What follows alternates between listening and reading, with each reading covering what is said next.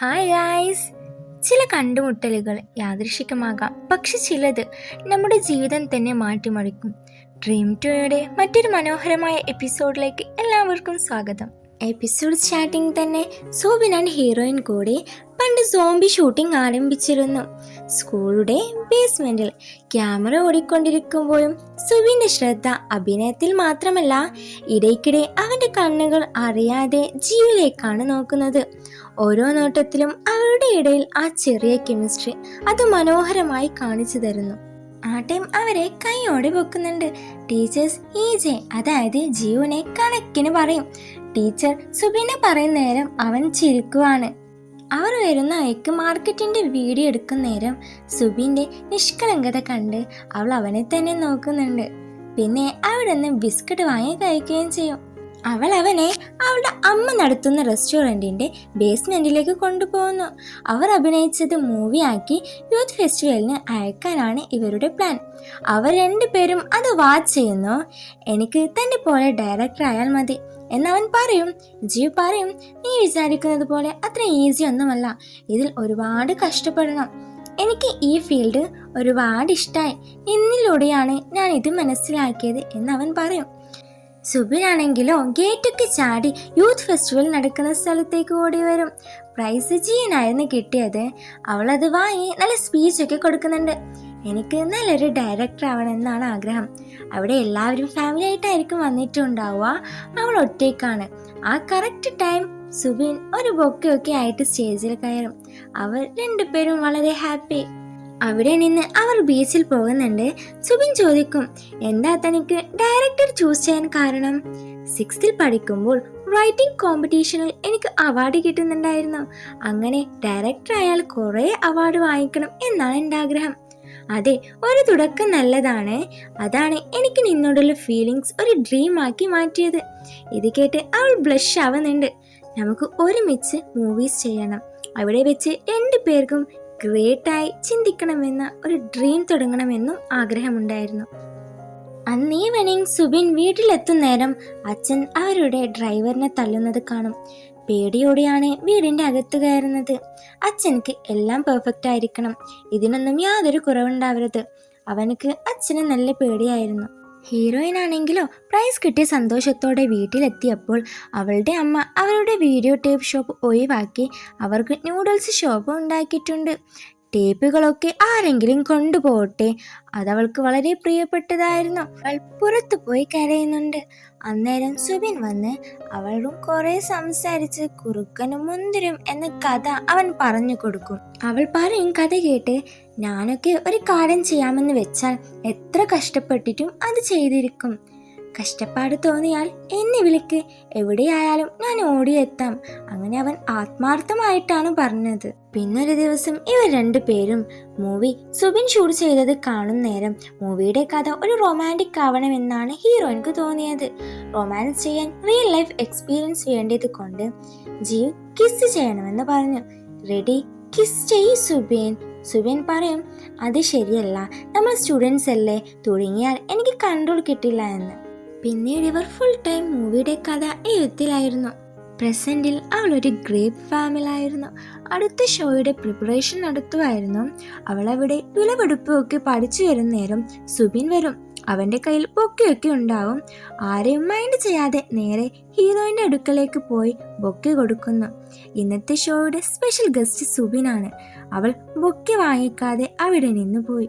എല്ലാ പെൺപിള്ളേരും അവനെ വളയുന്ന കാണുമ്പോൾ അവൾക്ക് ഇഷ്ടാവുന്നില്ല. അവൾ അവനടുത്ത് ചോദിക്കും, എന്താണ് നിന്റെ കാര്യം? ആദ്യം ഓഫീസിൽ, പിന്നെ മാർക്കറ്റിൽ. ഇതൊക്കെ എന്താ നിന്റെ പ്ലാൻ ആയിരുന്നോ? ഷോയുടെ കാര്യം പ്ലാൻ ആയിരുന്നോ? മാർക്കറ്റ് അത് ജിയോന്റെ കോളിൽ നിന്ന് കേട്ടതാ. ഓക്കെ, ഇവിടെ എന്തേലും ചെയ്താൽ നീ തീർന്നിട. ഷൂട്ടിംഗ് സ്റ്റാർട്ടായി. അവൾ എനർജിയായി എല്ലാം ചെയ്യുന്നുണ്ട്. സുബിൻ ഇത് കണ്ട് ചിരിക്കും. അവൾ അവൻക്ക് ഇൻട്രൊഡ്യൂസ് കൊടുത്ത് ഫണ്ണായി സംസാരിക്കും. ഷോ കട്ട് ചെയ്ത നേരം അവൾ എഗെയിൻ അവനെ ഇഗ്നോർ ചെയ്യും. ഗ്രേപ്സ് പറിക്കും നേരം അവാർഡ് കിട്ടിയ മൂവിയെ പറ്റി ചോദിക്കും. ആക്ച്വലി അത് കാൽക്കുലേറ്റ് ചെയ്തതാണ്, ഒരു ക്യൂരിയോസിറ്റി തോന്നാതിരിക്കാൻ. ഇപ്പോൾ കൊറിയ വന്നത് തന്നെ എൻ്റെ നെക്സ്റ്റ് മൂവി ചെയ്യാനാണ്. അതിൻ്റെ നെയിം ക്യോങ്സ് ആൻഡ് ലവ് സ്റ്റോറി എന്നതാണ്. അതാണ് പണ്ട് അവർ സ്കൂൾ ടൈം ഒന്നിച്ച് എഴുതിയ സ്റ്റോറി. ഇത് കേട്ട് അവൾ സ്റ്റക്കാവും. ദെൻ ജിയോൺ കൂടുതൽ ബിസി ആയിരുന്നു. ഓഡീഷൻ, ബോക്സിംഗ്, ഫുഡ് ഡെലിവറി, അങ്ങനെ ഒരു ദിവസം അവൻ മുമ്പുണ്ടായിരുന്ന എൻ്റർടൈൻമെൻറ്റ് കമ്പനിയിലേക്ക് പ്രൊഫൈൽ കൊടുക്കും. അവിടുന്ന് അവനെ ഇൻസൾട്ട് ചെയ്യും. നിനക്ക് 30 വയസ്സായില്ലേ, ഇനിയെങ്കിലും ഇതെല്ലാം വിട്ടൂടെ, നിന്നെ കൊണ്ടൊന്നും പറ്റില്ല, ഇങ്ങനെയൊക്കെ പറയുമ്പോൾ മുകളിൽ നിന്ന് ഒഹാന ഇതൊക്കെ കേൾക്കുന്നുണ്ടായിരുന്നു. ഒഹാനയുടെ കാര്യം കഷ്ടം തന്നെ. എന്ത് ചെയ്യണം പറയണം എന്നൊക്കെ അമ്മ തീരുമാനിക്കും. ഫുഡൊക്കെ ഏത് കഴിക്കണം പോലും അമ്മയായിരിക്കും തീരുമാനിക്കുന്നത്. ബട്ട് അവൾ പുറത്ത് സ്ട്രോങ് ആയിട്ടാണ് ബിഹേവ് ആക്കുന്നത്. സുബിൻ ആൻഡ് ചിയു ബാക്കി ഷൂട്ടിങ്ങിന് വേണ്ടി വേറൊരു സ്ഥലത്ത് പോകും. എല്ലാവർക്കും കാറിൽ ഇവർ 2 പേർ വണ്ടിയുടെ പുറകിലും. അവൻ അവളെ കുറുക്കൻ്റെയും മുന്തിരിയുടെയും കഥ ഓർമ്മിപ്പിക്കും. ജി പറയും, കഷ്ടപ്പെട്ട് ശ്രമിച്ചിട്ടോ ഒരുപാട് മുറിവ് മാത്രമേ കുറുക്കന് ബാക്കി കിട്ടിയെങ്കിലോ. സുബിൻ പറയും, ഒരു ഫ്രണ്ട് ഹെൽപ്പിന് വന്നാൽ വീണ്ടും ശ്രമിക്കണമെന്നാണ്. ജി പറയും, ആ ഫ്രണ്ട് തന്നെ അത് തട്ടിയെടുക്കാൻ ശ്രമിച്ചാലോ. ഞാൻ തട്ടിയെടുത്തെന്നാണോ നീ പറയാൻ വരുന്നത്? ആ ടൈം ജി മൈക്ക് ഓൺ ആണെന്ന് ഓർമ്മിപ്പിക്കും. മൈക്ക് പിടിക്കുന്നേരം അവൻ്റെ ബട്ടൺ പൊട്ടും. അവളത് തുന്നിക്കൊടുക്കും. അവൻ പറയും, ഞാൻ ഈ സ്റ്റോറി തൻ്റെ കൂടെ കംപ്ലീറ്റ് ചെയ്യാനാണ് നോക്കുന്നത്. താനില്ലാതെ ഈ സ്ക്രിപ്റ്റ് വെറും ഉപകാരമില്ലാത്തതാണ്. നീ പറഞ്ഞില്ലേ ഞാൻ നിന്റെ സ്വപ്നം തട്ടിയെടുത്തു എന്ന്, ഇപ്പോൾ എനിക്കത് തിരിച്ചു തരാനാകും. താൻ ചോദിച്ചാൽ തൻ്റെ ഫസ്റ്റ് ലവും തിരിച്ചു നൽകാം എന്ന് പറഞ്ഞ് കിസ് ചെയ്യാൻ ശ്രമിക്കും. അവൾ ദേഷ്യത്തിൽ അവൾ തന്നെ ബൊക്കെ കൊണ്ട് അവനെ തല്ലി അവിടെ നിന്ന് പോകും. എഗെയിൻ ഫ്ലാഷ് ബാക്കിലേക്ക് പോകും. കുറേ ദിവസം സുബിൻ ക്ലാസ്സിൽ വരാറില്ലായിരുന്നു. കോളെടുക്കില്ല. ആ ടൈമൊക്കെ ജിയോ ആണ് വീട്ടിൽ പോയി കുറേ വിളിക്കുകയും കോളിംഗ് ബെൽ അടിക്കുകയും എല്ലാം ചെയ്തത്. അങ്ങനെ 2 വീക്സ് പോയി. ഒരു ദിവസം നല്ല മഴയായിരുന്നു. സുബിൻ അവൾക്ക് കുട കൊണ്ടുകൊടുത്ത്, ഞാൻ ഡയറക്ടർ ആകുന്നില്ല, ഡോക്ടർ ആവാൻ അമേരിക്കയിൽ പോവാണ്. നീ എന്താ പറയുന്നേ? നമ്മൾ ഒന്നിച്ച് എഴുതിയ സ്ക്രിപ്റ്റ് കംപ്ലീറ്റ് ചെയ്യണ്ടേ? നാളെ ഫിലിം മേക്കിംഗ് കോളേജിലേക്കുള്ള എക്സാം ആണ്. ഞാൻ ആ ഡ്രീം ഒക്കെ ഉപേക്ഷിച്ചു. ഞാൻ വരുന്നില്ല, താൻ പോയിക്കോടും. സ്ക്രിപ്റ്റ് അവൻ്റെ അടുത്ത് കൊടുത്ത് ഞാൻ കാത്തിരിക്കാമെന്ന് പറഞ്ഞ് അവൾ പോകും. ജിയോ 2 പേർക്കും ടിക്കറ്റ് എടുത്ത് ബസ്സിൽ കാത്തിരുന്നു. അവനെ കാണാത്തതിനാൽ അവൾ ഇറങ്ങി അവൻ്റെ അടുത്ത് പോകുന്നേരം ഒരു ആക്സിഡൻ്റ് ആവും. അത് കുറച്ച് സീരിയസ് ആയിരുന്നു. അവളുടെ കണ്ടീഷനൊക്കെ ആകെ മോശമായിരുന്നു.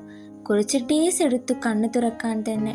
കണ്ണു തുറന്നതും അവളുടെ അച്ഛൻ മരിച്ചിട്ടുണ്ടായിരുന്നു. കുറെ കഷ്ടപ്പെട്ടിട്ടാണ് അവൾ ഇപ്പോഴുള്ള അവസ്ഥയിലെത്തിയത്. വീട്ടിലെ യാഥാർത്ഥ്യങ്ങളും അവളുടെ ജീവിതത്തിൽ സംഭവിച്ച വലിയ ദുരന്തവും അവളുടെ എല്ലാ സ്വപ്നങ്ങളെയും തകർത്തു. ഹീറോയിൻ ആണെങ്കിലോ വീട്ടിൽ പോയി ഇതൊക്കെ ഓർത്ത് ഫീൽ ചെയ്ത് കരയുന്നുണ്ടാവും. ഗ്രേപ്പ് ഫാമിലി ഇന്നലത്തെ എപ്പിസോഡ് വൈറലായിട്ടുണ്ടായിരുന്നു. പ്രൊഡ്യൂസർ ആണെങ്കിലോ അവൾക്ക് ട്രീറ്റ് കൊടുത്ത്. തനിക്ക് സുബിനെ മുമ്പേ അറിയാമായിരുന്നോ?